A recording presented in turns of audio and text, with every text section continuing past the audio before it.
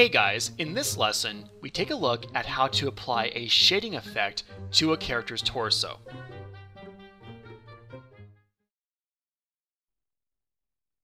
So we are now on part 4 of creating a shading effect for a character in Anime Studio. So if you have yet to see any of the 3 previous videos, I definitely recommend that you check those out first, because this all builds upon itself. However, if you're looking just for a simple torso shading effect, you can watch this standalone if you wish. It's all up to you, but that's my advice. Take it or leave it. So anyway, with that said, let's get started. Okay, so we still have our character open here, as you can see. The next step is to create a vector layer for the torso shading. So we'll be doing a couple different things here. So we'll go to New Layer, Vector, and we will name this one Torso Shading, and we'll place it above the torso layer. That way we can see it as we draw it out. So now we'll come over here and we're going to select the color of the shade on his face, just so we have a consistent tone going on here with all the shading. And we'll take the Add Point tool and start near the bottom of the chin and just kind of work our way up towards the shoulder. And we can loop around, and we can even then connect inside the head here, because that will then be hidden from view. We can create a shape with the Create Shape tool, and as you can see, the shadow is actually kind of hidden here. We're going to have to bring it up above the neck. So above the torso and above the neck, but below the head. We can remove the stroke, and we can come in here now with the Curvature tool and straighten everything up, just so it's tight and looks good. Just like that. And of course, you can do any other adjustments here that you need to. So now what we could do, if you wanted to, is create a gradient effect on this as well.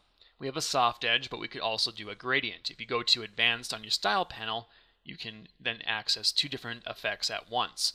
So what we'll do here is we will click Allow Transparency for the linear type, and for the first color, bring the opacity all the way down to 0.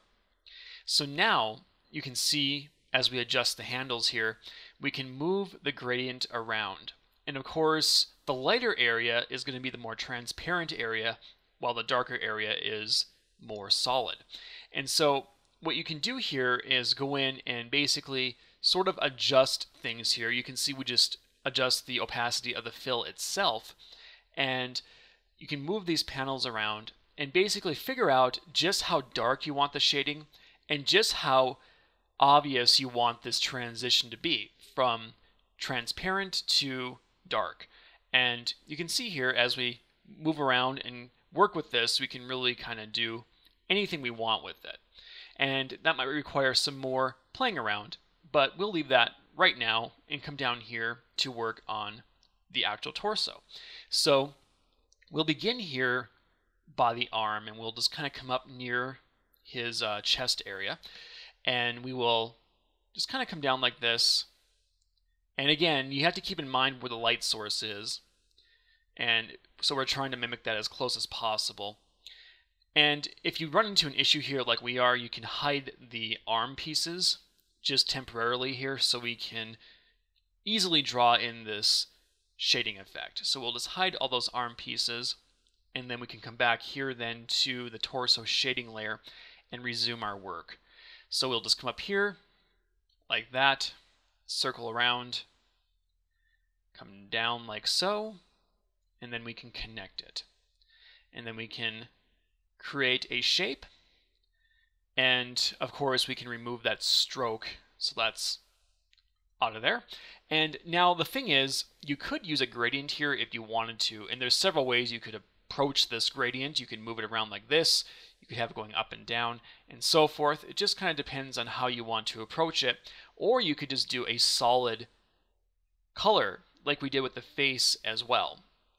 Again, I think it'll come down to, when you're working on this, what you feel is best. So we may try a solid color here in a second once we continue adjusting here. You can see things are looking pretty good with that shading effect. But let's try a solid color really quick. We'll just select that shape and then we'll take the eyedropper tool and just click on the tone of the shading on the face, like we did before in the beginning here, just to apply that shading then to the torso. So as you can see, things are coming together. We now have some basic shading down for the character, for the face, for the torso, and so on. And so up next, we'll want to get into animating these shading effects out. So if we have the character moving, basically applying these shadows and shades to your bones and getting it all to work so that it works with animation.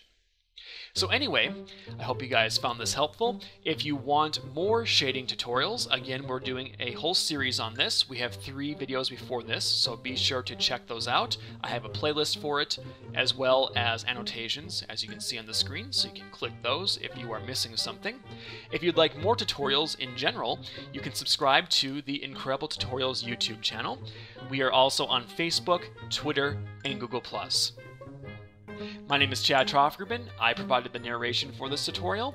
Jim Mills recorded and provided his artwork. Thanks for watching, guys, and we'll see you next time.